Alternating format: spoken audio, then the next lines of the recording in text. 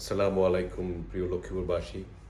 আগামী একদিন পরেই আমাদের পবিত্র মাস রমজান মাস শুরু হচ্ছে। আহলান সাহলান মাহে রমাদান। আমি আশা করব লক্ষ্মীপুরের সাধারণ মানুষ অত্যন্ত ভাবগাম্ভীর্য পরিবেশে রমজানের পবিত্রতা রক্ষা করে এই পবিত্র মাস পালন করবেন।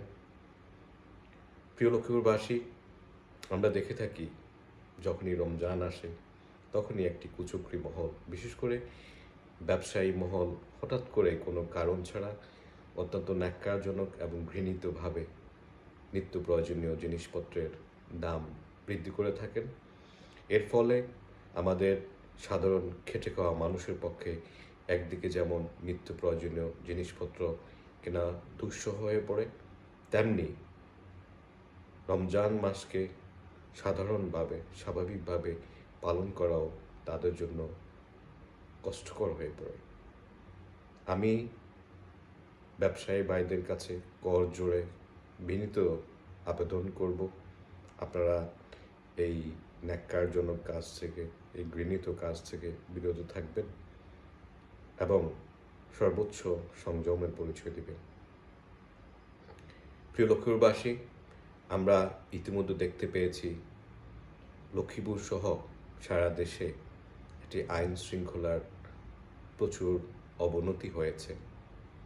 আমি আশা করব লক্ষ্মীপুরের প্রশাসন এই পবিত্র রমজান মাসকে সামনে রেখে লক্ষ্মীপুরে যেন স্বাভাবিক আইন শৃঙ্খলা বজায় থাকে, সাধারণ মানুষ যেন নির্বিঘ্নে ইফতার, তারাবি এবং সেহরি পালন করতে পারে, সে ব্যবস্থা করবেন। পরিশেষে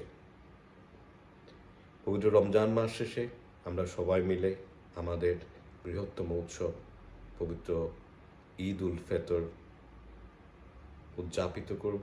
সবাই কাঁধে কাঁধ মিলিয়ে আগামীর একটি সুন্দর বাংলাদেশ গড়ার স্বপ্ন দেখব, এ আশা ব্যক্ত করে আপনাদের সবার সুস্থতা কামনা করে আজকের মতো বিদায় নিচ্ছি।